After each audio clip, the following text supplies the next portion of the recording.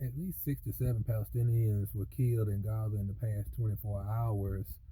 Now, those numbers, I'm a little confused by them because when I Google it, it says like 41 people have been killed in Gaza, but I can't find any news site to verify that, so I'm going to have to stick with the 6 to 7 number. But either way, five of those died in Al Mawasi from a Israeli missile strike. Now, in those five, it was two children who were 8 and 10 years old.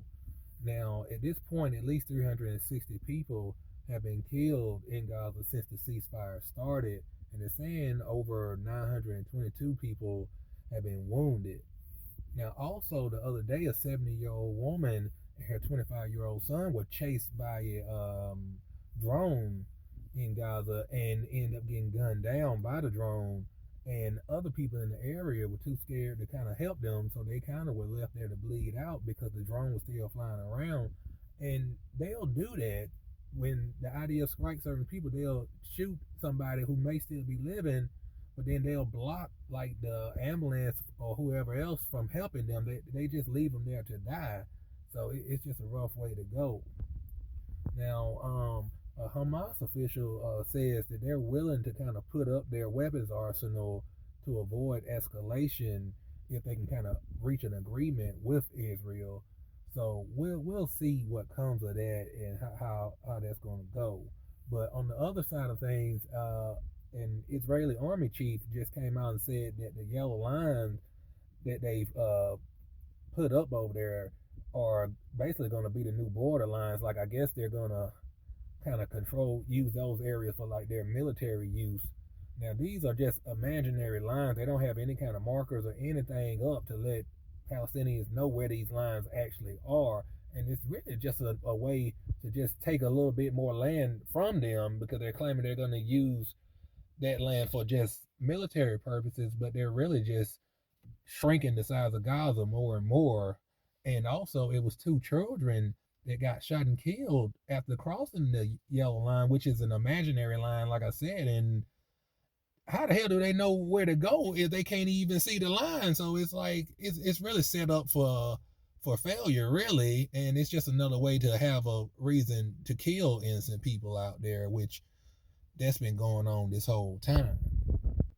Now, also in the West Bank, Israel is charging the Palestinian Authority $12 million for burning trash, but this is trash that's coming from Israel. You have like construction sites or whatever like that dumping trash. It's hazardous trash too. It's not just like household trash.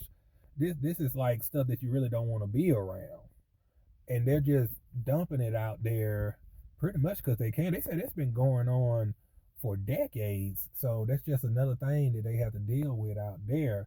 And also, there was a meeting put together.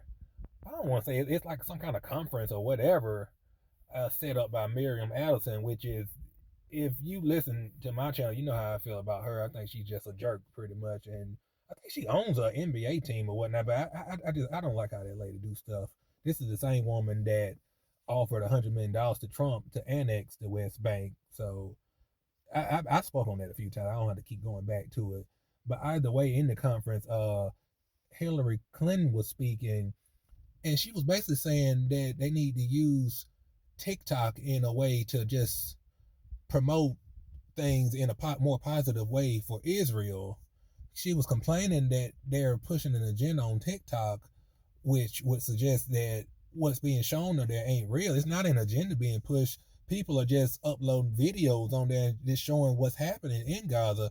And it's not only Palestinians.